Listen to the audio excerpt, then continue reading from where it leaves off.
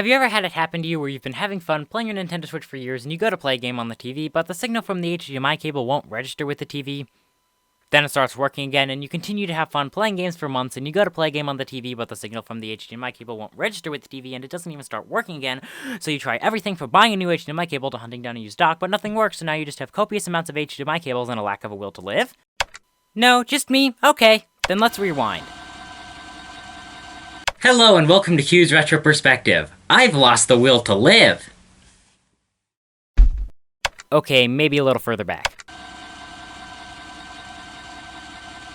You see, one day around middle to late spring, I went to set my Nintendo Switch back up after reorganizing my shelf a little bit, but when I went to test it, the TV would not read the signal. The console was on, the HDMI cable was plugged in on both ends, but there was just no signal. I tried using a spare HDMI cable I had instead, but that didn't work. Following a quick Google search, I learned that that is kind of dangerous to your Switch's well-being. So I ended up getting an official Nintendo cable off Amazon, but that still didn't work.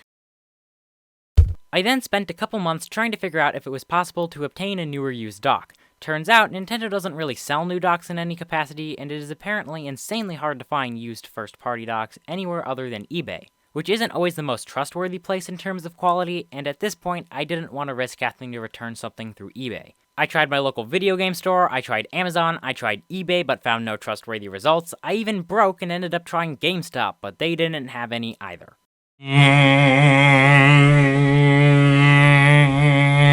At this point, it finally set in that I wasn't finding a new dock, but I did get a copy of Game Builder Garage.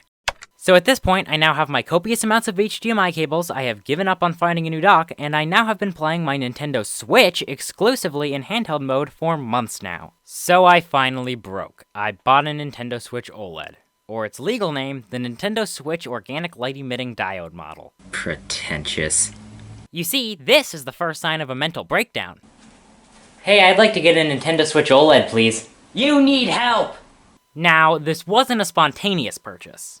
I worked for my mental breakdown. Once I realized I was going to have to get a new Switch no matter what, I decided to get an OLED. I was getting progressively more fed up with the original Switch's lousy kickstand that was now borderline useless. Plus, it had some more internal storage, which I've already filled up, plus a micro SD card.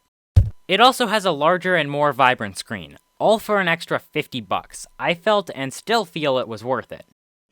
But that still leaves the fact that the only reason I had to buy a new Switch was to switch my Switch to TV mode. If Nintendo sold new docks, this may have been avoided. It is technically possible to get a used dock, but in my experience, it is near impossible. Because when a store gets a fully working used Nintendo Switch, they're not going to sell a perfectly working dock and a perfectly working console separately, and when a Nintendo Switch stops working properly, it's usually the dock. I like having a Nintendo Switch OLED, it's a nice console, but I'm not going to act like it wasn't technically unnecessary. I wasn't even able to get a repair because Nintendo Switch dock repairs aren't really a thing.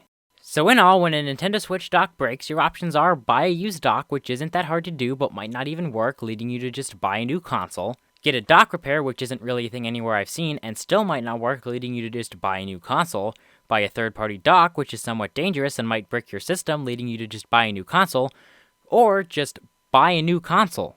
Do we notice a pattern? There is clearly a continuous choice leading to Nintendo making more money, which I can't be too mad at. They are a business after all. A multi-billion-dollar one, but how do you think they became worth that much money? It's just annoying that I had to go through all of this just to quote-unquote fix my Nintendo Switch. So this hasn't ever happened to you?